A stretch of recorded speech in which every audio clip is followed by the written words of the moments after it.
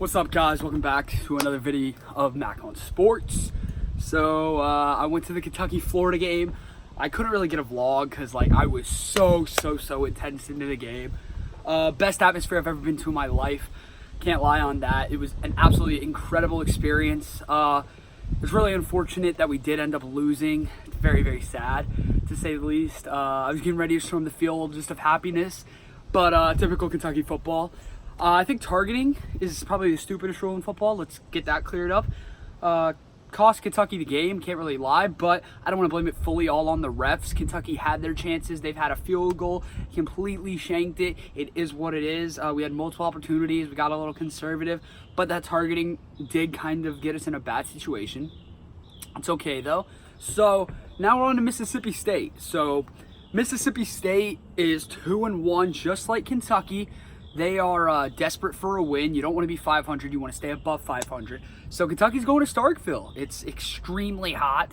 It's a 4 o'clock kickoff Eastern time, 3 o'clock Central Mississippi time.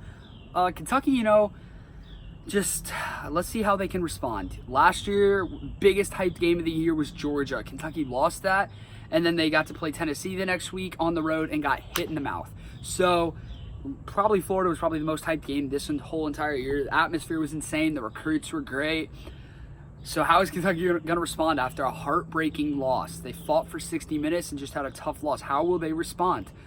Basically, I think Kentucky as a I think they're a 7-point underdog, maybe a 4-point underdog, one of the two. They are an underdog. I think Kentucky's going to come out and shock some people. Mississippi State, quarterback issue, which quarterback's going to play. Everyone's really banged up, so you don't know which one's going to start right now. Maybe that can give Kentucky some type of advantage, but we'll see. Kentucky does have injury things of their own. Defensive tackle Hoskins is out until after the bye week. He got hurt in warm-ups against Florida, which was a real killer for Kentucky. So a guy named Kevon Looney is actually making his first career start ever. Kentucky's D-line depth is looking a little shaky, as the targeting they ended up calling towards the end of the game is going to put one of their starting D linemen out for the first half of the game. On better positive news, Cash Daniels is available to play. It was a questionable thing.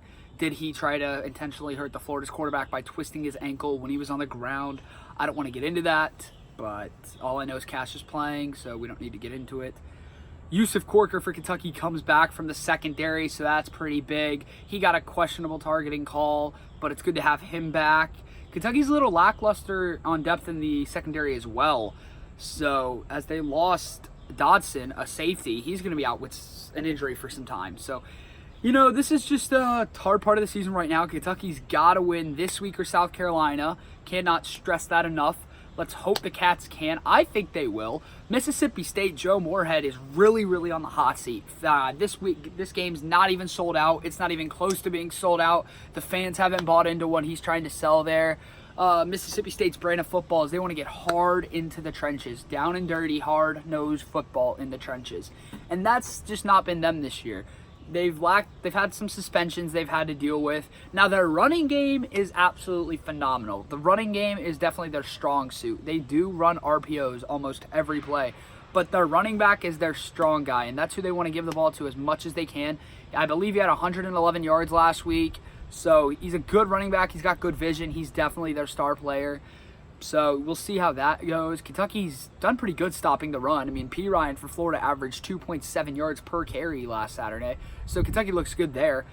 So it's going to be just how Mississippi State's quarterback can play. I think Sawyer Smith, though. Kentucky at practice, they've been doing the cowbells all weekend long. Now, you can put that in speakers, blast it up to 100, but that's not like the game environment. It's one of the most annoying environments for sure in college football. So how will Sawyer go in his first true road game ever at Mississippi State? How will he prepare for it? I thought he played good against Florida. Yes, he had 4 turnovers. One was a Hail Mary. You can't doubt him for that. One was just a missed snap count. He just caught it and he fumbled it. You can't do much about it. But he kept Kentucky in the game for most of it. We're going to see how Kentucky does with Sawyer. I believe in Sawyer. So hopefully he does well, and the run game, Kavasier Smokes just looking like an absolute bull in a china shop. He's looking great. I think Chris Rodriguez gets a little more carries. He has not played the last 2 games, but I think in third and short yardage, Chris Rodriguez is your bulky running back. If you don't do a QB sneak to Sawyer, I think Chris is going to start getting some touches. Talk about Ahmad Wagner. definitely one of the most unknown football guys coming into this season, and he's one of the best wide receivers in college football this year. He's definitely making himself on NFL draft boards. So Kentucky just needs to keep throwing the ball to him. He's getting pass interferences every single time. So I like what Ahmad does. I think he could do better because you can never be perfect, but I think he's definitely Kentucky's strong suit right now. And I'm waiting for Lynn Bowden breakout game because you know it's going to happen soon.